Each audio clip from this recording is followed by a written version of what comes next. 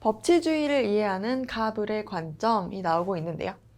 먼저 갑은 어떻게 하고 있냐면 가혹한 법, 가혹하다는 거는 뭔가 적당한 것보다 더 심하게 돼 있다는 뜻이죠.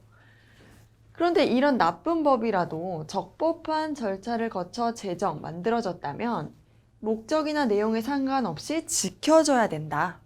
이를테면 밤에 사고가 많이 일어나니까 전 국민 9시 이후에 집에서 나오지 마세요.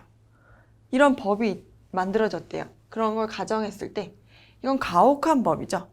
근데 갑의 입장은 뭐냐면 이걸 우리가 만들었으면 지켜야 된다는 거예요. 의의를 제기하지 마. 형식적 법치주의의 입장이죠.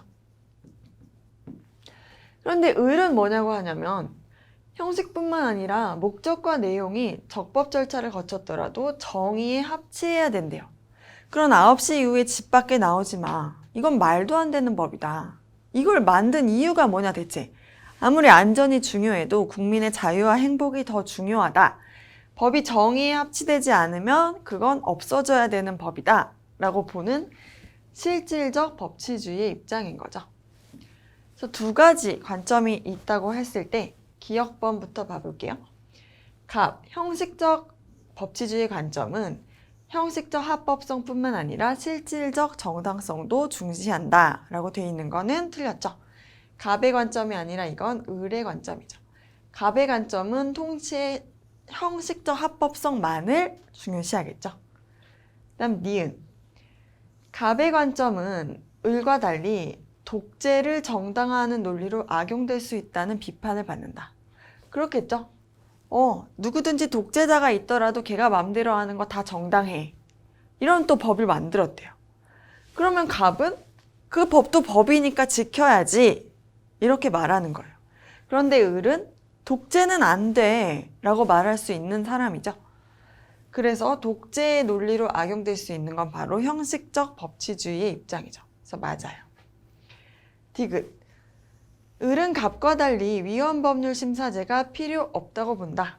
위헌법률 심사제라는 건 이 법률이 헌법에 합치되는지 아니면 위반되는지 심사하는 절차를 말하죠. 우리가 헌법에서 여러 국민의 기본적 권리를 정해놨어요. 이를테면 평등하다, 모든 국민은. 또 행복할 권리, 이런 걸 가진다. 그런데 어떤 법률이 있다고 했을 때 이제 이상한 법률을 또 만든 거예요. 그럼 이 이상한 법률이 헌법의 여러 가치관에 위반되면은 이 법률을 없애버려야겠죠. 이런 걸 하는 절차가 바로 위헌법률 심사제도예요. 심사를 하는 거죠, 법률에 대해서. 그럼 이런 법률에 대해서 이게 좋은 법인지 나쁜 법인지 심사할 거야 라는 게 필요하다고 보는 사람은 바로 갑이 아니라 을이겠죠. 실질적 법치주의의 입장이에요. 그럼 이 사람은 필요 없다고 보는 게 아니라 필요하다고 보겠죠. 이걸 필요 없다고 보는 건 갑이죠. 리을. 갑을의 관점은 모두 국가 권력 행사의 법적 근거를 중시한다. 이게 둘의 공통점인데요.